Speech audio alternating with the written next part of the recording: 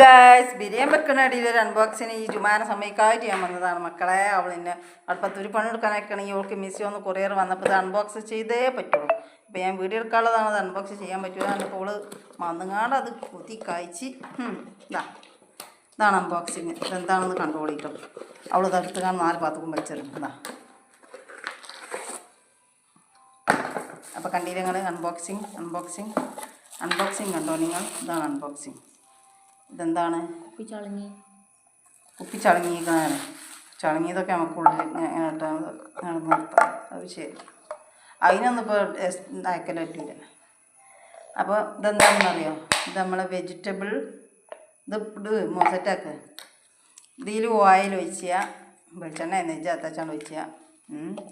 അതുകൊണ്ട് അയിമേൽ അത് വെക്കുക. അങ്ങനെയല്ല വേണേ. അതിൻ്റെ ഉള്ളിലിട്.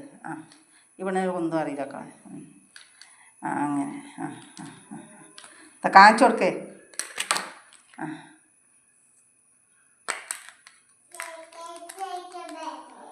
ഇപ്പോത്തിനറിയില്ല. അപ്പം ഇങ്ങനെയാണ് ഇത് സംഭവം കേട്ടോ. കണ്ടോ?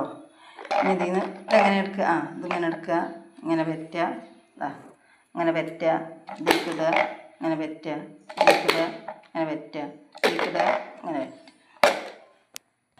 അപ്പോൾ വീഡിയോ ഇഷ്ടപ്പെട്ടാൽ ലൈക്കും ഷെയറും സബ്സ്ക്രൈബൊക്കെ ഭാര്യ പോയി തന്നാണ്. ഇവിടെ ഈ സാധനം പേപ്പിച്ചാൻ വന്നതുകൊണ്ട് വീഡിയോക്ക് കുറേ പാട്ടുണ്ടാവും. അത് നിങ്ങളൊക്കെ പൊരുത്തപ്പെടുന്ന. ബൈ, അസ്സലാമു അലൈക്കും. ഞാൻ ബിരിയാണി വെക്കട്ടെ കേട്ടോ. ഉള്ളി കറി ഉണ്ടാവും, ഇറച്ചി കറി ഉണ്ടാവും, അരി കറി ഉണ്ടാവും, ഒക്കെ കറി ഉണ്ടാവും. ബൈ.